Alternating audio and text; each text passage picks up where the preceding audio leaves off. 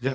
But what are some of the systems or structures composers and players usually operate within, and how does Eastman push against them or create his own so that Yeah. you have this Yeah. space?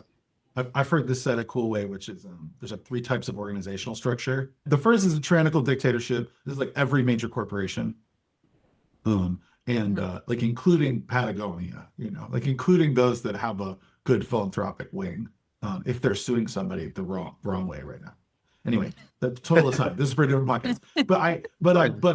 But like so, tyrannical dictatorship. The things that are good about tyrannical dictatorship, historically very successful, and quite efficient because of singularity of vision. Like this is what it leads to the most product or whatever, and then the thing X, Y, and Z. Okay, then there's like the amorphous blob. The good thing about the amorphous blob is like when the amorphous blob dies, and it always dies, the parts will live. And then there's like the benevolent dictatorship or the like in between or the gray area between the amorphous blob and something that is very vertically structured in terms of hierarchy. And orchestras are a tyrannical dictatorship. There's a person that stands on a box and tells everybody else what to do, and the other 100 people there aren't allowed to talk. But then there's one other person that's paid very well, and that person is allowed to talk more than everybody else. And then in each section, there is one person that's paid more than everybody else, and they can talk more.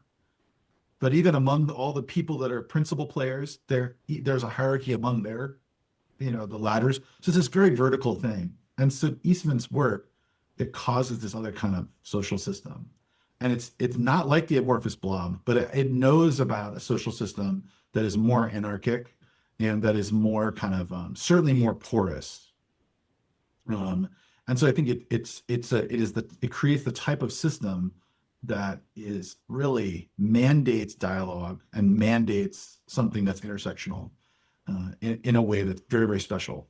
And I think with Eastman, we so often are talking about the tragedy of his demise, and that the story of the work his demise is centered in that, and the sadness of his story, and as it relates to his own activism.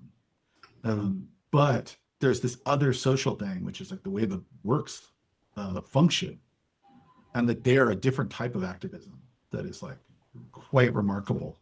So I'm trying to shed a little bit of light on that and really focus on that as we're now more than a decade into our work with his pieces.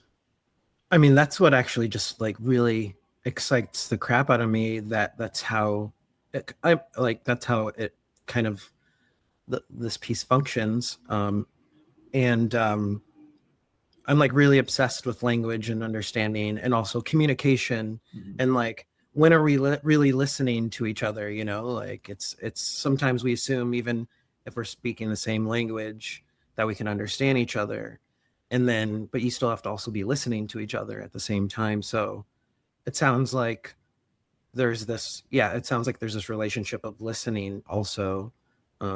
It's not just like, oh, go ahead. Oh, well, I was going to say, I mean, in hearing that, it makes me think of this other thing, which I rarely talk about with his work, which is so obvious, and we know this about communication. It's just funny. When you're talking, it's hard to listen.